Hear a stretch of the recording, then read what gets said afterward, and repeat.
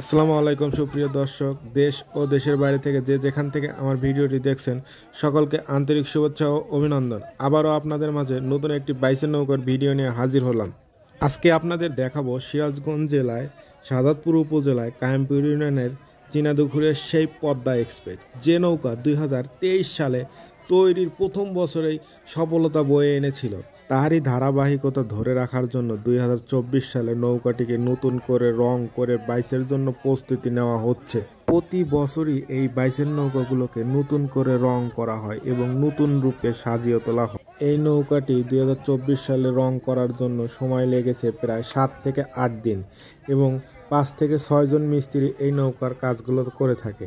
এই নৌকাকে প্রতি বছরই প্লাস্টিক সার্জারি মিস্ত্রিদের ভাষায় এই রংটি দেওয়া হয়। এই রংটি দেওয়ার ফলে নৌকা অনেক গতিশীল হয়ে থাকে এবং নৌকার রানিংও অনেক বেশি হয়, যার ফলে বাইচের নৌকা যারা পরিচালক বা মালিক থাকে তারা প্রতি বছরই নৌকাটিকে নতুন করে রং করে নতুন রূপে সাজিয়ে তোলে। নৌকা বাইচ হলো আমাদের গ্রাম বাংলার একটি প্রাচীন ঐতিহ্য খেলা। আপনারা নৌকার আশেপাশে উপস্থিত দেখেই বুঝতে পারছেন আসলে গ্রাম বাংলার মানুষেরা নৌকা বাইচটিকে কতটা ভালোবাসে। এই গ্রামের মানুষেরা শত ব্যস্ততার মাঝেও এই নৌকাটির কাছে এসে সময় দিচ্ছে তাদের আনন্দ ও বিনোদন এনের জন্য। প্রতি বছরই যখন নৌকাটি নতুন করে রং করে পানিতে নামানো হয়, সেই উপলক্ষে পুরো গ্রামবাসীকে দাওয়াত করে খাওয়ানো হয়। নৌকাটি নামানো উপলক্ষে 2টি খাসি এবং 6 থেকে 7 মণ চাউলের খিচুড়ির ব্যবস্থা করেছিল এই নৌকার পরিচালক বিন্দু বা মালিক পক্ষ।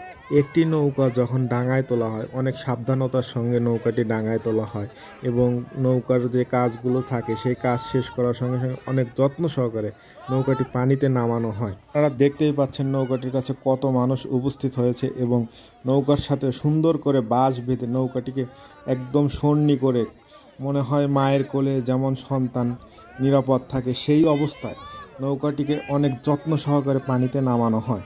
আপনারা ভিডিওটি না টেনে সম্পূর্ণ দেখতে থাকুন, তাহলেই বুঝতে পারবেন নৌকাটি কীভাবে পানিতে নামানো হয়েছে।